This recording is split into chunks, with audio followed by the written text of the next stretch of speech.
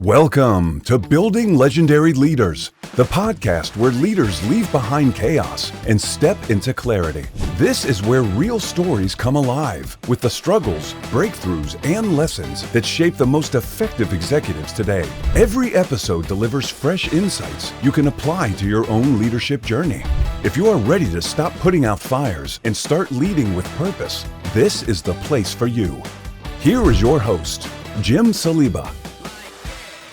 Hello, everyone. Thank you for tuning in to Building Legendary Leaders. So let's dive right in. Today's guest has been knighted 6 times around the world. He's won an Emmy for his technical work on Paris Olympics and is now shaping the future of science as a managing director of NASA Space Apps in Yonkers. He's also a creator of a 9-year running radio and video series that explores the human condition. Please join me in welcoming Sir Shefik Macauley. Yeah.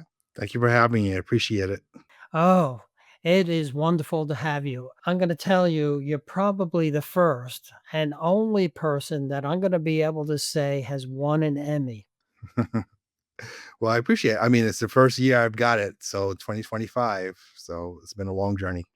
Let's frame what we're going to do today. Today, we're going to be diving into one of the most universal challenges in leadership, earning trust that lasts and leading across different arenas. Here's how we'll break it down. First, we'll tackle how to build trust that endures, not just for a project, but across decades. And then we'll explore how leaders can be successful in navigating trial and error while stepping into new domains or reinventing themselves. Next, we'll talk about skills leaders need to flex while moving between creative and technical spaces. As you told me, their left brain and their right brain. Finally, we'll talk about how to lead with service in a way that builds credibility without burning yourself out. And for those who stay to the end, Shefik will share practical lessons on how leaders can maximize their time and energy. Wow, that's a lot to do in one show. I'm looking forward to that. Shefik, you worked across industries that rarely overlap, from Olympics tech at NBC to NASA to community leadership. How did you get started bringing all these worlds together?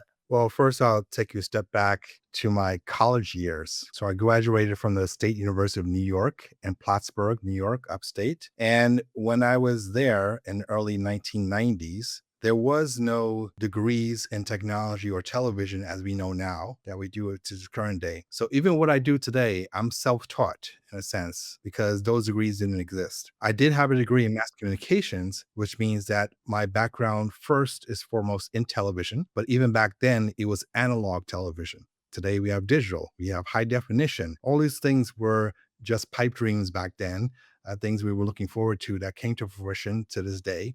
But it was the sort of thing where I set my sights on film school to begin with. So when I graduated from my bachelor's degree in mass communication television, I wanted to pursue a career in film. However, when I applied to basically 3 film schools, which are one of the top ones, I did not get accepted in either of those. And when we talk back in those days, it's all about who you know. It's all about who you know these days too. But even back then, when you're dealing with entertainment, technology, the arts sort of thing, it's all about your network, all about those sort of things, but more so where you went to school. Sometimes it wasn't even about what you learned at the school, but fact of the matter is what you started knowing and using that name recognition to get to the door. So when I did not get accepted into any of those film schools, I knew I had to change my plan. And my plan was to start in the music business. So when I started in the music business, my first career and actually first job professionally was as a publicist. So I worked with a variety of different artists around 1997. And these are actually big names and they were legends back then. I worked with people like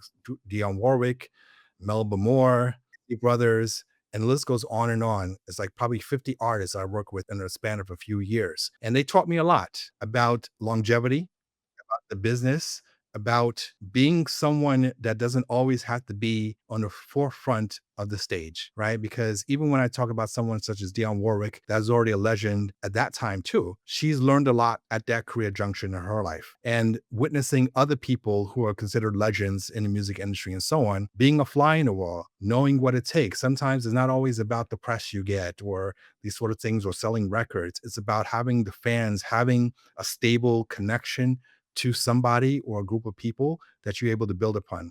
So I learned upon that, and that's what I learned very early on, how to pivot into other areas that maybe I didn't intend to pivot to initially. And then also when I'm pivoting, being able to pivot and take people with me when I pivot. Because when you pivot, you need to have a foundation to help keep that structure up. Sometimes when you pivot, you're going on different dimensions that you may not have thought about yet. So your structure and your support system needs to carry along with you. And at the same time, when you get to the new destination, you build new connections, you build a bigger support system, and so on. That's how you traverse the world. That's how you traverse a career. I'm happy to say, as of right now, we're talking 2025 now, I've celebrated over 30 years professionally in the business. And this, as you said, it's a variety of things: publishing, technology, television, all of that has been brought together to this point, and it was a matter of growing. It's a matter of finding my way there.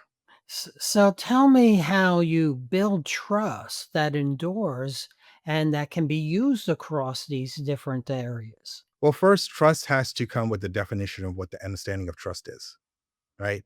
Because trust is something that goes both ways. If I were to proceed in anything professionally, whether it's a project or a clientele, I have to have a trust in their product, in themselves, something that drives me forward to want to do business with them. And for me, monetary success is not the success I was always striving for. My measure of success is the satisfaction of being in the moment, of knowing what it is to be present in the moment, to be satisfied enough to feel that I was giving my all to that presence, where I'm satisfied enough to proceed to the next moment. And I say that in a way where I've lived through lots of ups and downs through my life, right? I've lived through a lot of successes, a lot of failures. However, those failures is what gave me the strength to carry on and to build trust, not only in others, but in myself, because I had to trust myself to know that I could take the leap forward to do things. Right. So I'm understanding the mechanics of failure in order to succeed. So, what I'm hearing, trust in yourself has to start with that basically. Trust starts with trust in yourself. And often we hear that voice in our head that says, oh no, you can't do this. Oh no, you're not good enough to do that. How do you get over that little voice and trust yourself? Well, first you have to know where the voice is coming from, right? Is it really coming from your inner thoughts, your perception of reality, or is it other people trying to whisper things in your ear and you're not understanding that they're whispers or in your ear doing that at the time? So it's first analyzing the circumstances and the conditions and environment where you're at. And I don't mean societal environment. I'm talking about the environments of self. You have to understand where you are positioned in the world. And this is part of my mantra. And I've said this many times to other people before, where in order for me to proceed in the world, I first have to know where other people are positioned first. When other people are positioned and I know where they are, I could help navigate through a better destination through life. Sometimes when you go through life, you go through crossroads, you go through journeys of life, points of convergence of meeting people. Sometimes you carry along your journey or segment of journey with those same people. Sometimes you have to leave people behind, whether it's for good or bad. Sometimes they could only take you to a certain point that they know of in their life, and then you carry on. So it's a trust to know that I first have to trust the destination. And the destination for me is a full cycle of life. So knowing that I cannot stop in my life until my life is over, that is the trust that I have to have in myself to know that my journey is not complete. So I have to trust the process, trust myself, trust to know that the destination is worthy for me to complete it. That's interesting because I have a new book coming out, actually in the next couple of weeks called Lead Like a CEO. Two first steps that I have in there The first one's called introspection, where you have to know yourself. It's doing the mirror and understanding how you like to work, where your strengths are, kind of peeling away all those things. And I like how you talk about it, trust in yourself. And the second part I call extrospection, and it's looking how you engage the world around you, and that kinda connects with what you said, knowing how the other people are, where they are, and how to navigate, because without those 2 things, really, you're kind of floating. You're not taking control. What do you think? Exactly. It's all about when you meet people in your juncture points of life, sometimes they give you good advice, sometimes they give you bad advice. But if you adhere and pay attention to the navigation points, you could better be prepared for whatever's to come on a journey. It could be a lot of surprises, but I'm up for the challenge every time. When you explore how leaders navigate trial and error, tell me about something that went sideways first. Something went sideways. I mean, there's a lot of things that go sideways, right? In a negative way or unexpected things. Sometimes the perception of something doesn't equate to the reality of it. So I could be a person who's tend to be overambitious, right? Just because I'm always working constantly, right? That's just in my nature to just be productive every minute of the day as much as I can. Sometimes that could backfire on me because eventually I tire out. I get asked this all the time is like, how do I do this during the day? Or when do I sleep? Or things like that. And the answer is always the same. Well, I'm always trying to be productive, right? I'm always trying to find something in the day that's meaningful enough to say that I'm satisfied in that moment. And again, I'm saying the moment because that's what I live by. I live by the moment, not in a dangerous way in a sense, but in a spontaneous way to know that every moment is a new adventure. So I need to celebrate that moment as much as I can. So when we say things go wrong, that's the first thing. I could get tired out. Believe it or not, I'm telling you now, I'm telling people I get tired. I could be tired right now, but that could backfire because when I get tired, then of course I need to shut down a little, right? And it's detriment because if I work at a higher pace of things, then everything I have lined up starts to fall in the cracks a little or whatever. But then eventually I get back up and I get to it again. Right. So that's detrimental. Right. But it's also going back to what you're saying about trust. Sometimes I could put a false sense of trust in someone because sometimes I may believe in someone, right? Because I want to believe in people. I want to believe in myself, right? When you have a certain sense of belief in someone, and it's not to single anyone out, but I'm saying this in general, where sometimes people may take that for advantage, thinking that I may have an abundance of whatever energy I'm giving. So they take advantage of consuming that so much that I have nothing left to give to that moment. And that's a detriment to what else I may be able to give to someone else. And says it's happened to me many times. We talked and brought up the concept of trial and error. I always talk about experimenting because as adults, we learn by doing. And I like the word experiment versus trying something different or trying something new because it has the whole science piece to it. What's my hypothesis? What am I trying to get at? And no matter what, at the end of an experiment, whether it worked or didn't work, whether it proved my hypothesis or not,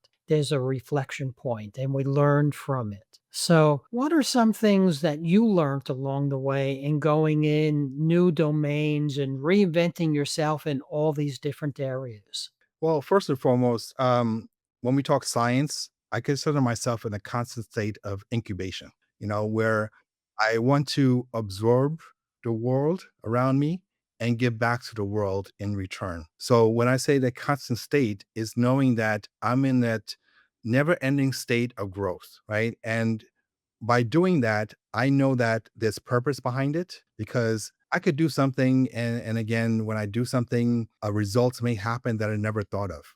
Or someone may come up to me that I never met before. They've been following my work and they said their life has been changed by it, or they admire the work. That gives me the energy to keep going on, not knowing that I affected someone's lives. And again, planting the seeds to go forward with that. So it's all about finding the path forward. And sometimes the path doesn't always reveal itself, especially sometimes when we get blinded by the environment around us, right? Sometimes we get sidetracked by shiny lights. That affects your navigation of the road. Sometimes you're blinded by people around you who cast shadows on you. But it's all finding a way to still maintain the consistency and the purpose. Because I know myself at this point in life, right? It took me all of my life to know my life to this point, right? I wish I would have known. Probably it's a cliche. Someone said this before. They wish they would have known now, or then what they know now, kind of thing. But I'm feeling the same way. But that's part of life. That's part of growth. But at the same time, if I'm able to give back to whatever means I can, physically, mentally, to someone else, maybe that'll help them navigate better in their journey.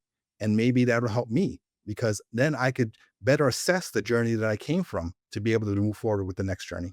I've heard that a lot and even said it myself, right? If I knew back then what I knew now. But reflecting on that, I don't know if we would appreciate it as much if we didn't go through the whole journey, right? If it just was handed to us. Yes. That could be a comprehension of it.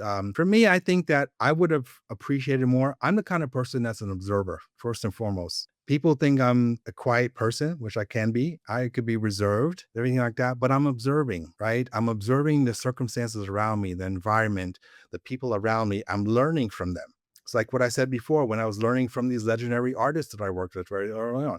I'm learning because I have a front seat to their journey and I'm witnessing it in real time. So I have to behold what I'm witnessing by reserving my own comments, my own thoughts there, because I need to comprehend it first in order for me to move forward.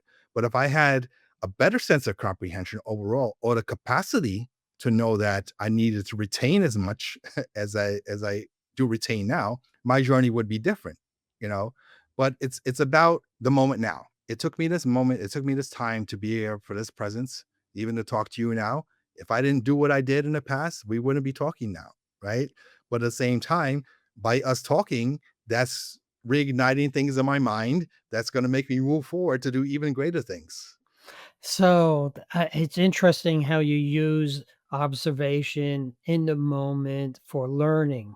In our previous conversation, when we talked to get ready for this call, you told me how you're learning every moment, including in the car, and you have what, thousands of certificates? Not thousands yet, but maybe by the time this airs and broadcast, maybe I'll get to the thousands.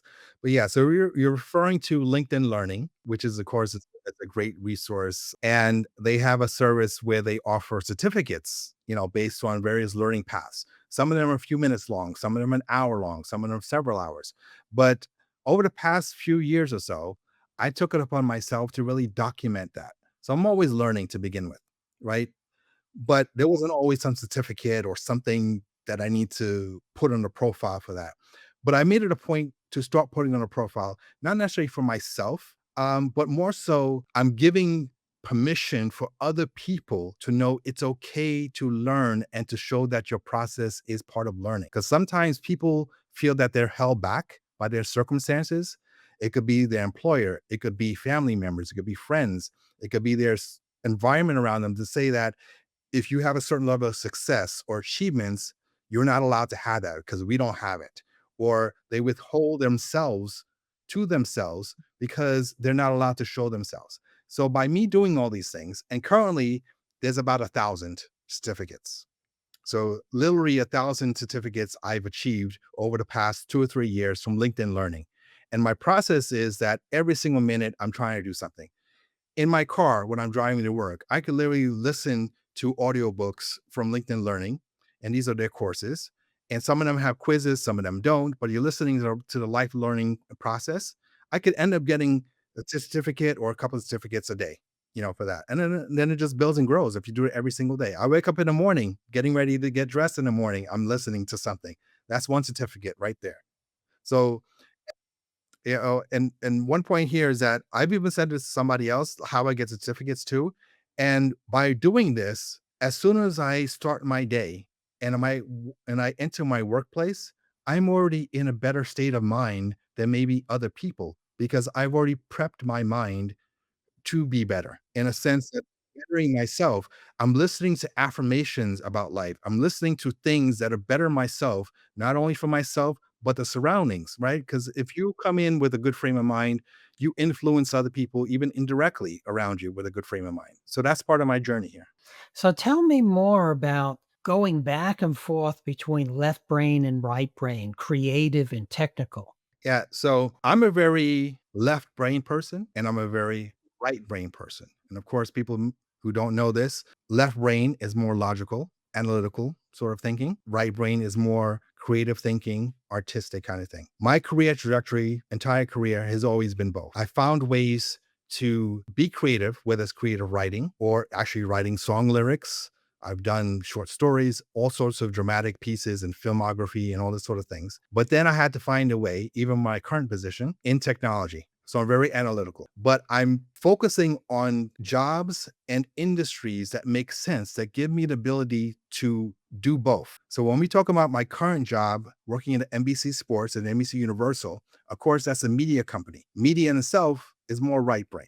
Technology side, which is my day-to-day activity, that's the left. However, I'm creating assets and experiences for the right brain. And by me being in that sort of both, in the center of both, I'm able to perform better in a certain aspect because I know what it takes to build something and I know what to execute it because I'm the target audience for that same thing, and vice versa. So and it's not always easy to balance the two. There's a lot of people, of course, who just focus on one part than the other, which is fine, right? But for me, I have to be in the center of the two and sometimes pivot left or right, depending on what it is. But my sense of being sort of mandates that I have to be present. Again, I keep talking about being present in the moment. It's a full embodiment of the moment, which includes the left and the right. If I don't understand the left, then I will never understand the right, and vice versa. So for me to fully understand myself, I have to embrace both sides. Wow. I would say that I am also left brain and right brain because I love the creativity, but I've been a programmer, engineer kind of at heart. And I believe engineering is not just putting the blocks together as many times people think about it. There's a lot of creativity to it. How you put them, the order you put them, what do you want it to look like at the end? And growing up in my career as a software engineer, that creativity, the thing you're creating, is not always something you can see, touch, or feel. It's very abstract. So I understand that. I'm going to switch gears a little bit. You've done a lot in your technical career, NBC, being creative, music. We've talked about how you do service. Now, I volunteered in many things in my life along the way, and inevitably, sooner or later, I get to the point where I can't do it and I have to back off. And because that service, that volunteerism, they don't have enough volunteers. So they'll take as much as I'm willing to give, and I give and I give and I give until I'm like, okay, I'm done. And I burn out. How do you do this? You do so much and civic service. How do you do it without burning out? Again, not getting a lot of sleep, being consistent, and trying to do my best to be productive throughout the entire day, right? So when I do these things, of course, I'm constantly evenings, weekends, I'm constantly doing something, whether I'm in the house doing it, doing something virtual, or being there physically in person. But again, it's about the journey. If I know there's a greater purpose, and a greater purpose, when I say greater purpose, is finding and exploring life in general. That is the greater purpose. Through that process, I'm able to give back because I'm understanding the mechanics of life as I'm navigating through life, meeting people, understanding their cultures, their backgrounds, their experiences. And by doing that, sometimes I'm able to carry on a journey a little bit longer than maybe they're not able to, right? Because sometimes people tell me things, their experiences. I'm able to carry on a little further and share that story to drive the narrative forward on their behalf and carry that. Because sometimes, through life, people have baggage. It could be good baggage, it could be bad baggage, but they have baggage and sometimes they get weary. So if I'm able to carry some of that baggage for them, I'm willing to do it. Ah, that's an interesting view. And then sometimes it could be a case where I'm able to leave some of my baggage with them in order for me to move forward. So it's about sharing ideals and experiences with other people.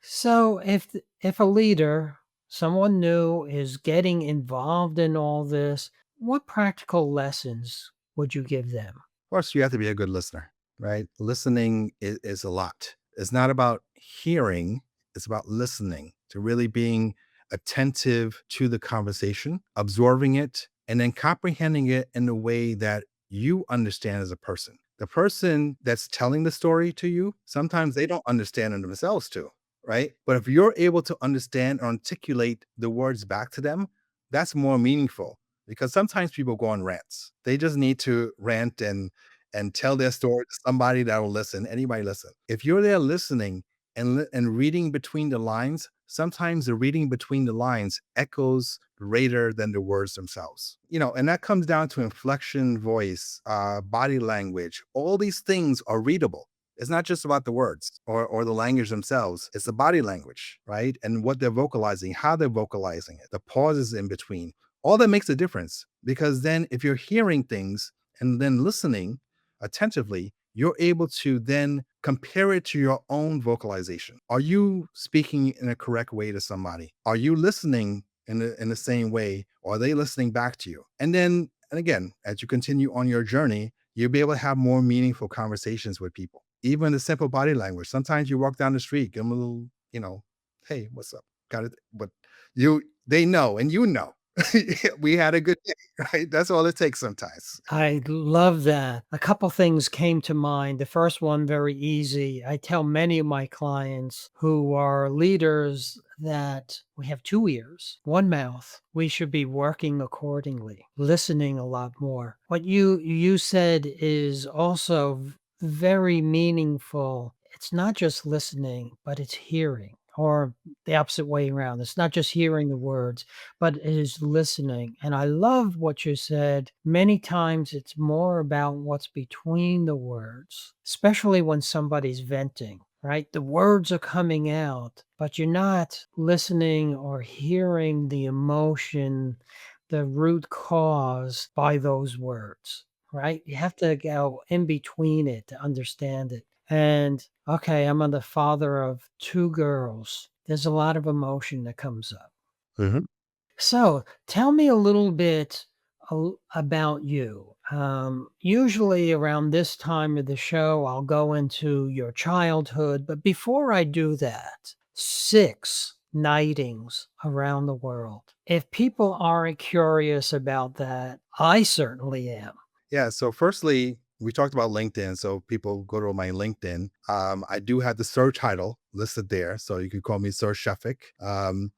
But however, I actually received my first title from His Royal Highness Prince Garios. He's the current head of the Sovereign Imperial Royal House of Gasan. And that was about 5 years ago. And what happened is, as we mentioned, I do a lot of community service and engagements outdoors. What happened is there was a particular event where I was the MC for on behalf of Autism Awareness. So Autism Awareness Month is every April. So Prince Garios was someone who's been following me for a while. He's actually been on my syndicated radio show, video series you mentioned, Evocation. So he was following that. It came to be time for the event, and he had reached out to me and said he's been noticing what I've been doing, following my posts online and so on, and he wanted to honor me with this bestowment of knighthood. So the way it works is that it depends on the order also, but the way he worked for him, I get to choose where I want to be bestowed the honor. Sometimes it's done in a church, genuflecting and all these kind of things. Some I could do all that. Sometimes it's just a handshake, however you feel comfortable to receive it. Um, so for me, I decided it would probably be more enjoyable to receive it in front of this event that I'm doing on behalf of children and young people for autism awareness. So he came down to New Jersey where we're holding the event, and we did it there. So he was a special guest while I was emceeing. Halfway through the show, he came on in the middle of the runway and he gave him a bestowment. So I didn't have to kneel or anything like that, but it was more a thing where, graciously bow my head and so on. And I got the certificate and he gave a speech, everything like that. So that became my first knighthood. And then I was granted the use of the Sir title. So not every kingdom or knighthood is allowed to use a Sir title. It depends on where it's from or where it's associated with. The Ghassanid kingdom, which is what he represents, the royal house of Ghassan, was actually a kingdom that doesn't exist in the current day as far as territory. But current day, the same territories as what we consider partly Lebanon and Syria area, right? So even the president of Lebanon has recognized the Ghassanids. So this is documented, and they've also received the same knighthood as I have. Even the Pope has received the same knighthood. So Prince Garios had met the Pope before he passed away, gave him the knighthood. And so I had the same, there's different ranks of knighthood, of course. But at the time, I had the first degree of knighthood, which is the entry level one. As of today, I have knight commander because I was actually promoted as a knight under his knighthood and his order. So, of course, when I'm in that circle, then you get to meet more knights and more nobility and more everybody that's in royalty and so on. So once you're in that circle, then of course everyone else is seeing what I'm doing. So then I've had other kingdoms and other representatives reach out to me and say, "Hey, I like what you're doing. Will you, accept this honor also from our territory in our area?" Which I graciously did. So when I'm going out and in the name of chivalry and doing these things, I'm doing it in the name of not only amplifying maybe what the royal house may represent or what they stand for, but I'm using it as a tool and a means to amplify the activities that I'm doing to begin with, which is domestic violence awareness. It could be autism awareness. We talked about NASA Space Labs Yonkers, all these kind of things. I'm able to bring in these dignitaries to help amplify the message that I'm doing here. So that's 6 right now. And I can say that also as of right now, I officially represent His Royal Highness Prince Garios in the United Nations. I'm the special envoy to the United Nations on behalf of the Royal House of Ghassan. And I'm currently in my second year of that appointment. So it's an annual renewal. So this is second year. And I've done, several appearances to United Nations as an observer, listening to what other cultures and countries might have to say and maybe lending a voice wherever it's needed. Wow, that is absolutely amazing. So tell me, what set you on this journey? What moment in your childhood do you think set you this way? Denial. Yes. And not denial of self or the circumstance of my comprehension of denial. It's other people denying me of situations, denying me of whatever my destiny may be. But maybe their denial is part of my destiny. Maybe that's what it's. But when I say denial, I say that in a way where there's many things that have occurred through my life that I would have expected to happen a certain way, or you hope for a certain thing in life, it doesn't work out. I understand there's expectations that don't, pan out all the time. But when there are blatant obstacles in your way that somebody may have put in the way just to deter your success or make you feel less than or make you feel that you should not be in your present in your own moment, that's a denial. And I'm saying denial in a sense where these are comprehensible, plausible, provable denials. Not necessarily saying, okay, did someone do this to me? No, someone could actually come up to me and say, yes, you should not be getting this, so I'm going to deny you of it, but not giving a valid reason. Not to say that, oh, you're not ready yet, or you're not prepared. What it's just saying, no, you don't deserve it because you're you kind of thing. Right. So every denial gave me more strength to proceed further. Right. Yeah. If someone puts an obstacle in front of me, I'm not viewing it as an obstacle. I'm just viewing it as a higher plane to elevate myself to. So by doing that, of course, I'm elevating myself more and more by climbing these obstacles. So inadvertently, their denial becomes their own denial because now they denied themselves of my presence to carry on with them into the next moment, which is, heartbreaking sometimes. Yeah, yeah. I'm thinking back. There was a book I saw, something about it's all about the obstacles. I have to go back and read that again. But yes, it's about denying those obstacles and really going.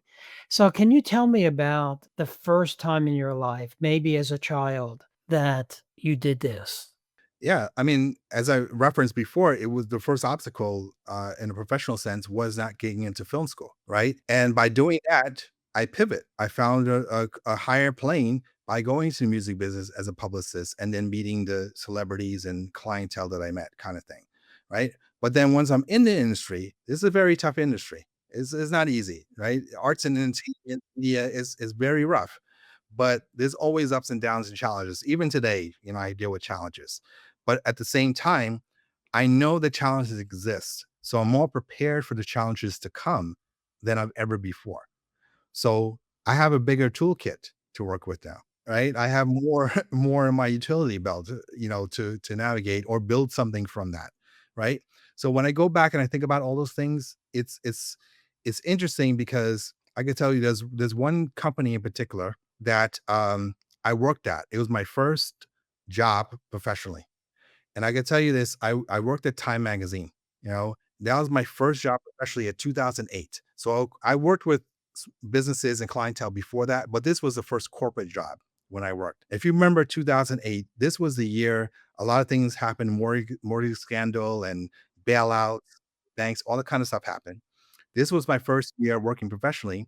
So a lot of companies, including Time Inc., which is the parent company at Time, they actually did a lot of layoffs. So, of course, some of the layoffs were people who were in failing divisions, because, of course, at that time, print was on a downslide.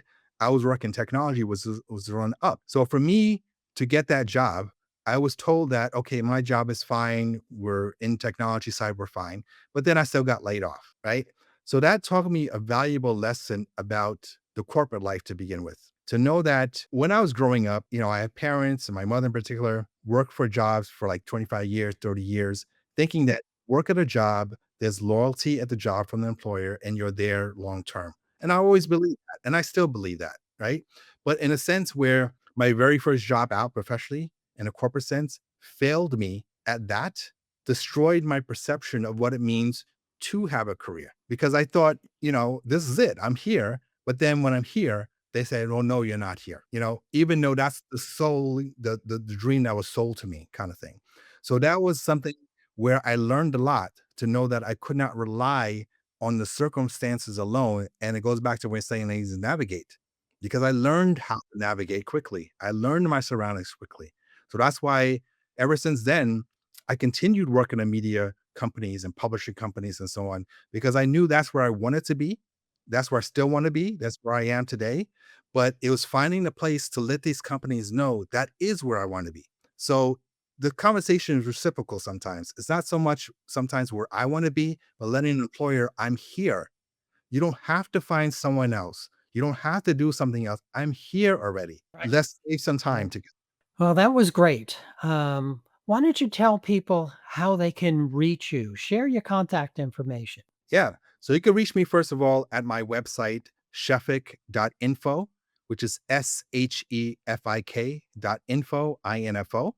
And of course, we didn't mention so much the project I have coming up with NASA Space Apps Yonkers, but this is the very first year that Yonkers, New York is doing this. It's a project called the NASA International Space Apps Challenge. It's been around for about 13 years.